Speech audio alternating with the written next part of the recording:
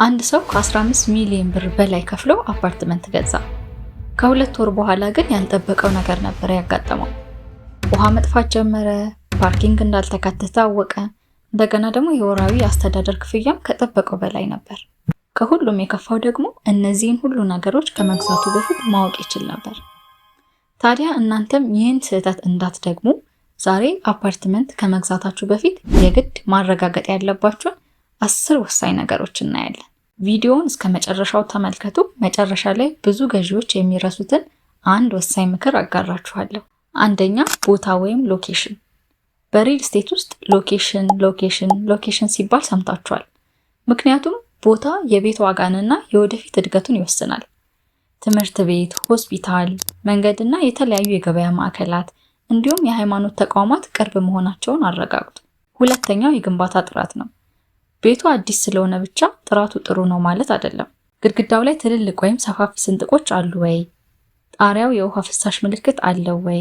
በርና መስኮቶቹስ በቀላሉ ይከፈታሉ ይዘጋሉ ወይ? የሚለውንና የመሳሰሉትን መፈተሽ ያስፈልጋል። ከተቻለ አንድ ኢንጂነር ወይም ባለሙያ አብሯችሁ ቢሄድ ይመረጣል። ትንሽ የሚመስል ችግር ወደፊት በሺዎች በሚቆጠር ብር የጥገና ወጪ ሊያወጣ ይችላል። ሶስተኛው ህጋዊ ሰነዶች ነው። ይህንን ነጥብ በፍጹም አትዝለሉ። የካርታ ሰነድ፣ የግንባታ ፍቃድና የባለቤትነት ሰነዶች ትክክለኛ መሆናቸውን አረጋግጡ። አራተኛው የውሃና የመብራት አገልግሎቶች። እነዚህ አገልግሎቶች በመደበኛነት ይሰጣሉ ወይ የሚለው ማረጋገጥ ያስፈልጋል። ይህ በጣም ወሳኝ ነው፣ ምክንያቱም በየቀኑ ኑሯችሁ ላይ ትልቅ ተጽዕኖ አለው። አምስተኛው ደህንነት ነው። 24 ሰዓት ጥበቃ አለ ወይ?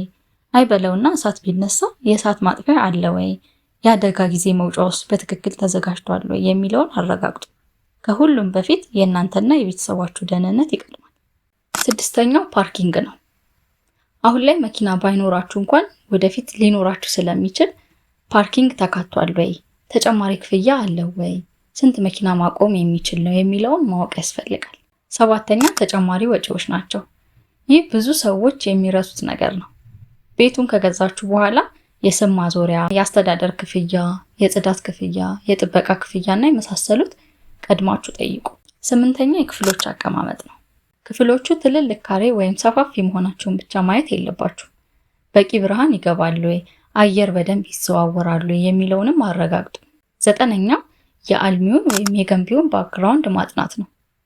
አፓርትመንቱን የገነባው ድርጅት ታማኝ ነው ወይ? ቀድሞ የሰራቸው ፕሮጀክቶች እንዴት ናቸው? ከዚህ በፊት የገዙ ደንበኞች አስተያየት ምን ይመስላል የሚለውን ማወቅ ወደፊት ችግር እንዳይፈጠር ይረዳችኋል። አስረኛውና የመጨረሻው የወደፊት የአካባቢ ልማት ነው። አካባቢው እያደገ የሚመጣ ከሆነ የቤታችሁ ዋጋ ወደፊት የመጨመር እድሉ ከፍ ይላል።